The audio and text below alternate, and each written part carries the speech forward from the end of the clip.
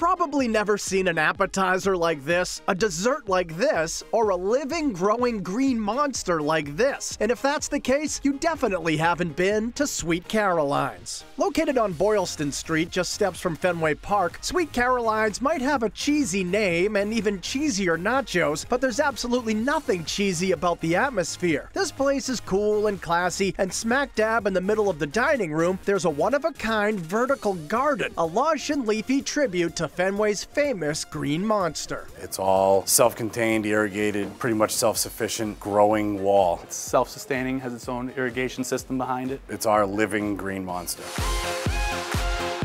It even turns into a heck of a backdrop for the big screen TVs that lower from the ceiling. But all that takes a back seat to Sweet Caroline's menu. We try to go notches and notches higher than your standard pub fare.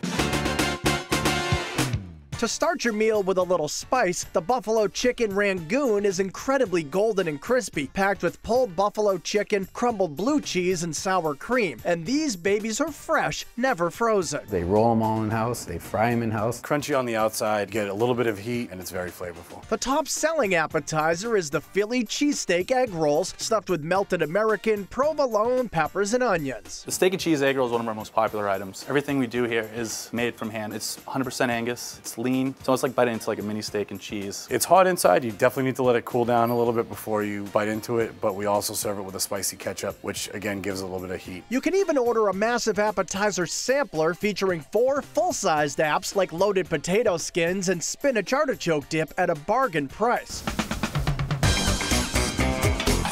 For something even more substantial, there's the mouth-watering grilled corned beef Reuben, the hand-packed California burger topped with melted jack and fresh avocado, and a triple-layer BLT stacked on grilled Texas toast. This isn't one of those BLT that you get at like an airport. This is a real BLT that I don't think too many people can finish in one sitting. Entrees run the gamut from New England fish and chips to Irish shepherd's pie, but the steak tips get the biggest buzz because they're marinated in a sticky, sweet bourbon sauce.